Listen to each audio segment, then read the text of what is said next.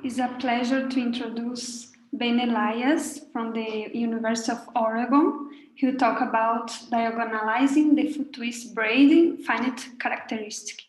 Thank you, Ben. And thanks very much. It's great to be here.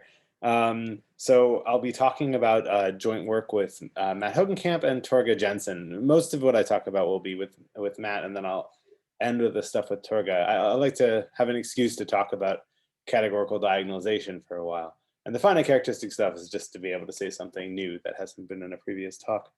I'll also mention that I gave a talk in the other one of the other special sessions, which might be of interest to the people here. I talked about quantum geometric satake, so another way to construct representations of the quantum group. So go back in time and watch that on Friday.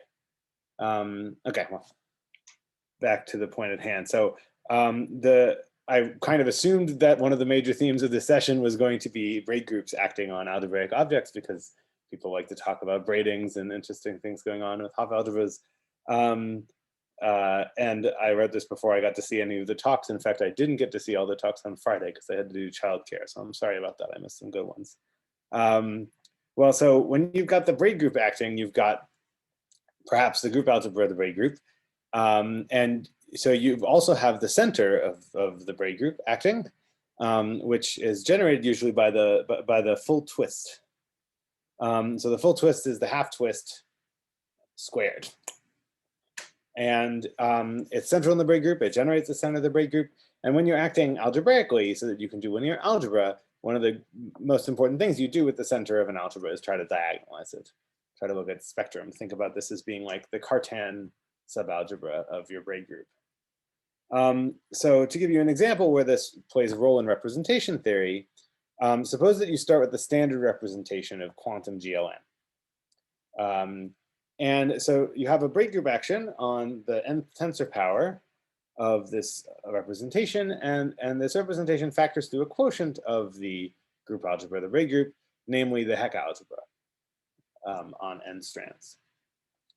So what is the Heck algebra on n strands? Just to remind you, if you start with the braid group, sort of there's this normal way that you specialize down to the symmetric group, which is that you send the crossing to a simple transposition. And when you do that, the simple transposition, satisfying the quadratic relation s squared equals 1, has two possible eigenvalues on any representation. It's always acts diagonalizably, and the eigenvalues are +1 and -1. Well, the Heck algebra is just a different quadratic, it's a quadratic deformation of the symmetric group, and now the eigenvalues of the overcrossing are +v inverse and -v. And that's the Heck algebra. That's how things act in this example. So we can ask about the eigenvalues of the full twist. I said I want to diagonalize the full twist. I'm actually going to go one step further and diagonalize a large commutative subalgebra of the braid group. And this commutative subalgebra is generated by Eustace-Murphy elements, where you take the kth strand and wrap it around all the earlier strands. And so this braid clearly commutes with anything you can do in the first k-1 strands. So in particular, it commutes with earlier Eustace-Murphy operators. And so these J's generate a large commutative subalgebra inside the braid group. And so what you do with large commutative subalgebras of an algebra, you try to diagonalize them, simultaneously diagonalize them, like you would the Cartan subalgebra. I'll mention that the full twist is the product from 1 to n of all these JIs. So the full twist is inside this commutative subalgebra. So the big theorem in the classification of representations of the Heck algebra. So the up to isomorphism, irreducible representations correspond to partitions of n. And so if I let v lambda denote the irreducible, then you can actually equip v lambda with an eigenbasis for the action of all these operators. Okay, so there's some basis indexed by a set I'll talk about in a sec. There's a basis E sub t, and the eigenvalue is on E sub t is some power of v.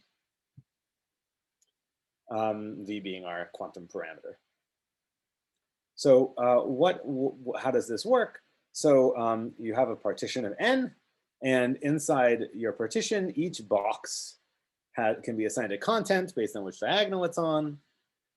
This is probably familiar to most people.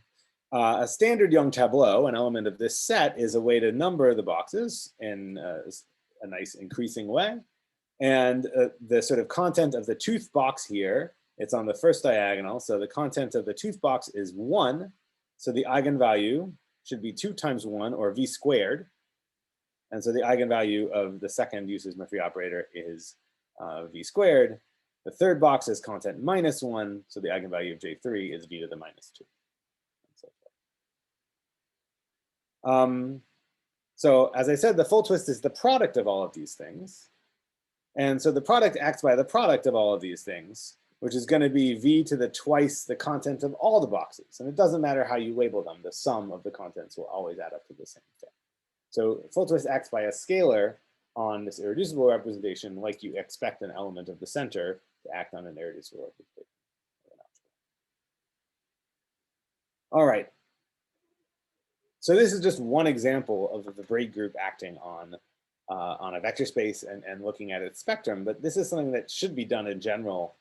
I don't know how often this question is asked in other contexts, but it's certainly a question you should always ask: is what is the spectrum of the full twist acting on say an n-fold tensor power?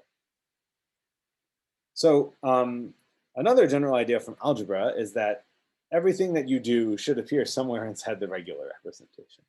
So the Heck algebra, all these irreducible representations appear inside the regular representation of the Heck algebra on itself. And can you find all those eigenvectors and eigenvalues there?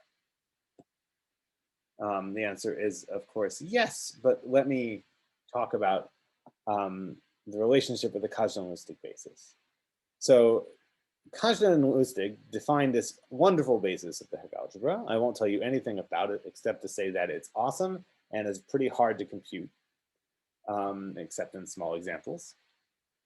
And it is not this eigenbasis that we're looking for.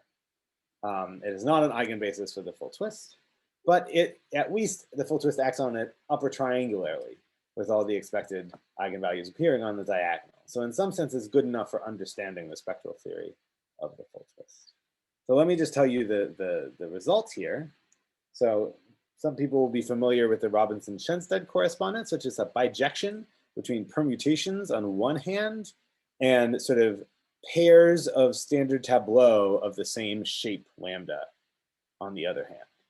So the longest element of the symmetric group, which corresponds to the half twist, corresponds to this pair of standard tableau, which both have the same shape, the shape being this partition.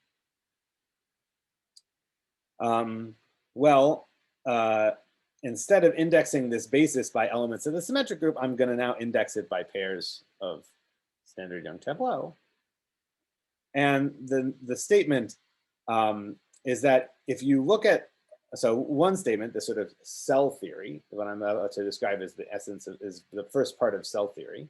It's the statement that the Heck algebra has ideals spanned by this basis.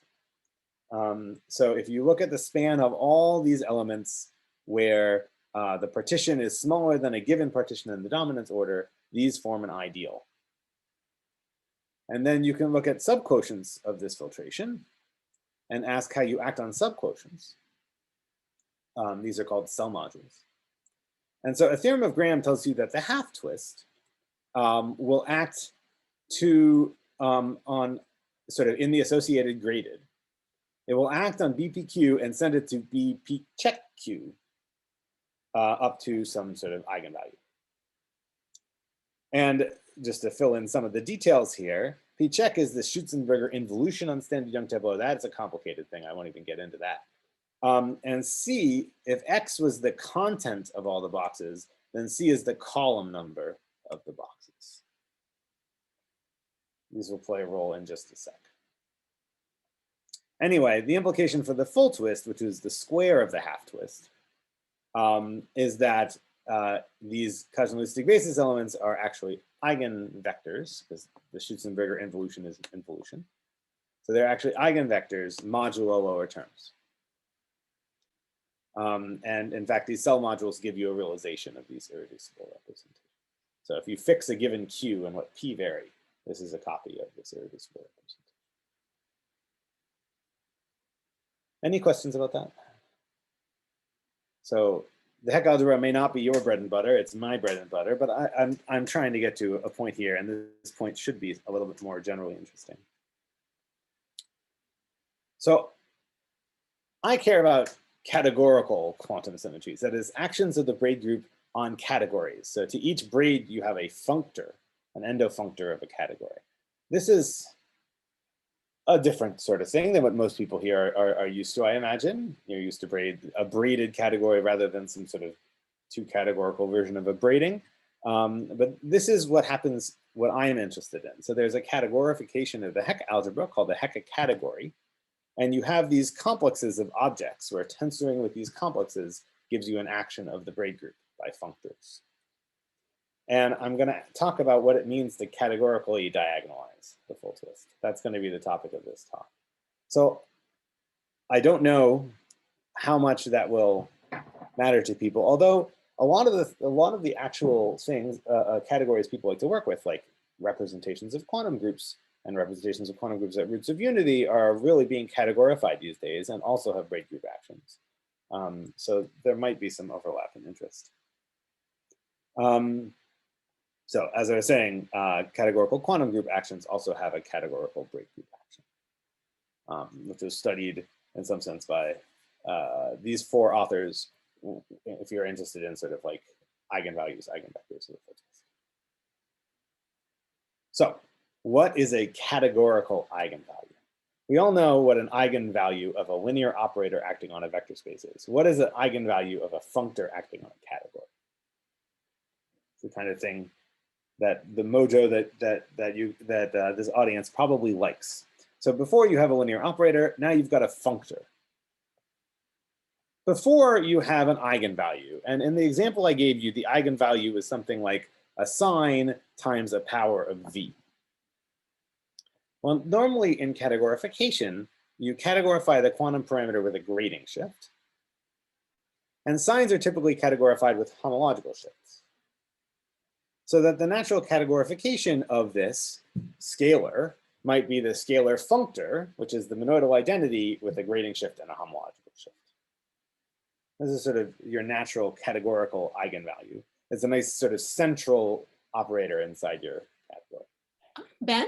Yes. I have a question. I'm misremembering, wasn't it the half twist that had a sign, but the full twist? Well, you can see that the full twist has an even power of -1. Oh, I didn't see the 2 there.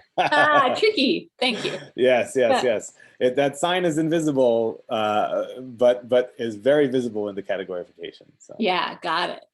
The homological shift by 2 is certainly non-trivial, though it's trivial in the gross degree.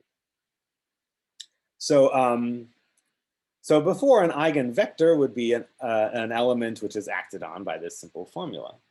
So you might try to come up with an idea what an eigenobject is. Maybe when I apply this functor to this object, I get the same thing as if I applied the scalar functor to this object. That is, I just get a shift of the object. So you have a nice sort of invertible functor. What kind of object is just shifted by this one?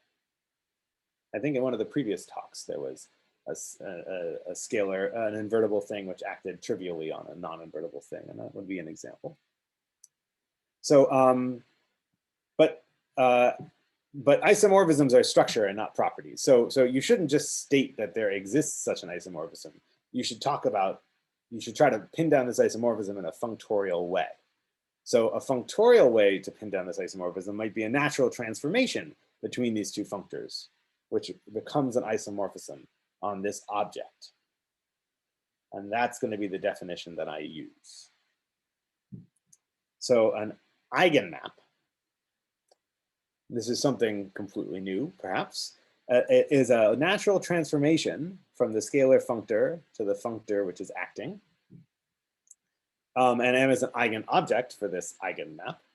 If when I apply the natural transformation to this object, it becomes an isomorphism. And that's the isomorphism realizing this thing here.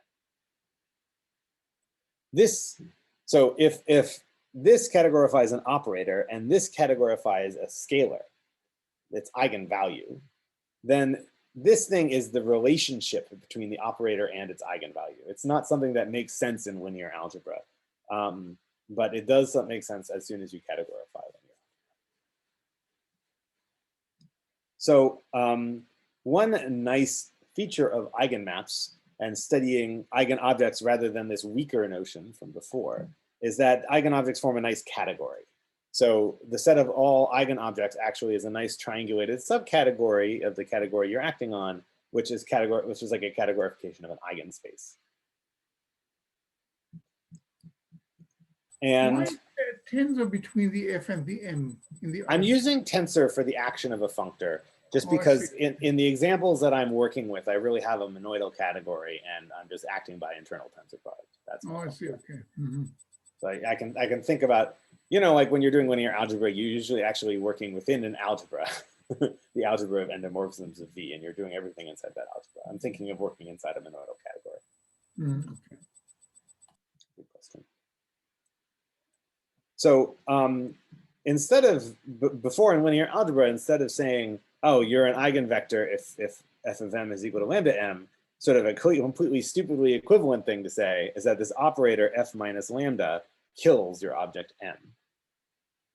And sort of the categorified version of that, to categorify f minus lambda, you could take the cone of this map. That's something you're allowed to do when you're working with complexes of functors. And the sort of completely analogous statement continues to hold. So I'm giving you a whirlwind tour of categorified linear algebra here, just so you see sort of the ideas that appear. Before, what it means for an operator to be diagonalizable is that it has a nice sort of minimal polynomial with a bunch of distinct eigenvalues. And so we sort of already know what now the corresponding statement should be. We replace product with tensor product, and we replace these f minus lambda I with the cones of various different eigenmaps. And so if you have a whole bunch of, if you have an operator with a whole bunch of different eigenmaps, and this tensor product of cones is 0, you might say, oh, this is diagonalizable. Well, diagonalizable, like, this is not what you care about. When you're doing diagonalization, you don't care about this minimal polynomial, you care about its implication, the existence of eigenspaces, and the fact that the vector space splits as a direct sum of its eigenspaces. The fact that you can construct a projection to eigenspace as a polynomial in F. These are all like the crucial things that you use diagonalization for. And the main way you do that is sort of, there's this nice Lagrange interpolation formula for these projections to eigenspaces, and for the fact that the identity is the sum of these projections. So what I did with Matt was to categorify basically this Lagrange interpolation construction, and to show that under restrictive assumptions on things that I haven't described, you know, like what kind of eigenvalues are allowed, what kind of functors are allowed, blah, blah, blah, not worth discussing here. Basically, you can construct projections as polynomials or perhaps infinite complexes in your original functor that project to the eigencategories I described earlier. And in the categorification, you don't get a direct sum decomposition of a category. That almost never happens. You've got objects having filtration, Jordan-Holder filtrations by simples. You almost never have direct sums into smaller pieces. But nonetheless, your category is filtered by subcategories, and the subquotient categories are eigencategories. So this is the sense in which you can categorify linear algebra in the abstract. You can categorify this sort of machine of diagonalization. And then in practice, with the Hecke category, you can categorify the full twist, and that's why I'm here. So the Hecke category is some sort of additive, monoidal, graded category. It's Karoubian, which is to say it's closed under taking direct summands. But it's not abelian. And its Grothendieck group is the Hecke algebra, where the grading shift corresponds to V. the indecomposable objects in this category, if we're working in type A, are in bijection with the symmetric group, and these things categorify the Kazhdan-Lusztig basis. So because what this categorification statement means is that sort of structure coefficients for multiplication here determine fusion coefficients for tensor product here. I take two indecomposables, I tensor them together, and I want to know how they decompose. That's determined in the Grothendieck group in Heck algebra. So the fact that the span of Kazhdan-Lusztig basis elements gave you an ideal indicates that the subcategory given by direct sums of particular objects in the category is closed under taking tensor product with an arbitrary object. It's a monoidal ideal. And so now you can sort of look at subquotients under these monoidal ideals to get categorical modules over the Heck category. So Ruquier proved in general, although this in type A, this fact is older, that for a braid, you have a chain complex of objects in this category. And these satisfy the braid relations. Ruquier went further to prove that two different braid words give you canonically isomorphic chain complexes, so that there really is an object associated to any braid inside this category. And so, I want to state the diagonalization there. And so particularly, there's a complex associated to the full twist inside this category. And I want to talk about what happens when you tensor with this complex. So I just rewriting Graham's theorem about the half twist here. Well, to categorify this statement, I claim that if you take the complex associated with the half twist and tensor with the indecomposable object associated to PQ, I get stuff in lower terms. I get a big complex, but the complex ends with this term here, which is to say the object associated to be check Q with a certain grading shift and a certain homological shift. And then everything else appears in lower cells, so in lower ideals. But also you'll note that it appears in lower homological degree. That's sort of a stronger, it's a much stronger statement. You'll see why that's important in a sec. So similarly, the full twist, just squaring this same operation, the full twist sort of acts by a categorical eigenvalue plus stuff in lower terms. But the fact that all this other stuff is in lower terms and lower homological degree implies that this last term is a subcomplex. The last term in any chain complex is a subcomplex. And so this last term is like the scalar multiple of the thing. And that means that this might appear, there might actually be a map. There is a map from just the last term, including into this whole complex. And the claim is that that map is actually functorial. So what we proved is that there's actually a chain map from the grading shift into the complex, such that when I act on a given object, it is the inclusion of the final term in this chain complex. And that's what we proved about in type A. Moreover, the tensor product of the cones of these things is 0, so we're in the setting of categorical diagonalization, and the full twist is diagonalized.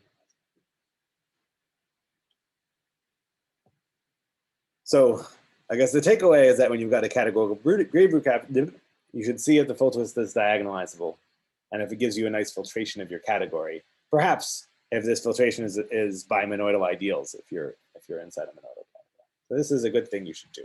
How much time do I have left? Like no time? 1 minute. 1 minute. So I'll say like, yeah, you should study this. The space of maps from shifts of the identity to the full twist. So what can I do in 1 minute? I'll tell you what the second example was going to be. And it was going to be the Hecke category again, but in finite characteristic. In finite characteristic, you have the same classification of indecomposables, but they're different objects, very different objects. Things that should split together, things that should break off don't split off. I think anyone who's familiar with representations of SL2 in finite characteristic already knows that V tensor V splits outside of characteristic 2 and doesn't in characteristic 2. And so you have sort of a different class of indecomposable objects. And that means they categorify a different basis, which has a different set of eigenvectors and eigenvalues. Same set of eigenvalues, but it's sort of different structure. So there's some new basis, the p-canonical basis. Let me skip to a quick example. So in type A, nothing interesting happens. And in type B, which now we're leaving the realm of braid groups that you're used to, so who cares? But nonetheless, interesting things do happen in type A as well, in other contexts. So in type B, for instance, you've got a different cell theory, a different set of ideals spanned by basis elements. And in the categorification, you've got a different set of monoidal ideals in your category. You've got a new monoidal ideal that you didn't have before. And it actually has a new sort of categorical eigenvalue. So I will not say anything except to say, let's see, where's the appropriate statement here? It's really too bad I didn't get to say a thing. Okay, so the joint work with Torge Jensen is that in this, it seems like the same category that we acted on before, but it's really extremely different. And that these, in the behavior of how things work. And these new cells actually come with new eigenmaps, so that the full twist is still categorically diagonalizable, even in finite characteristic. We were able to prove this for all the dihedral groups, well, A2, B2, and G2, where this makes sense. And I'll stop there.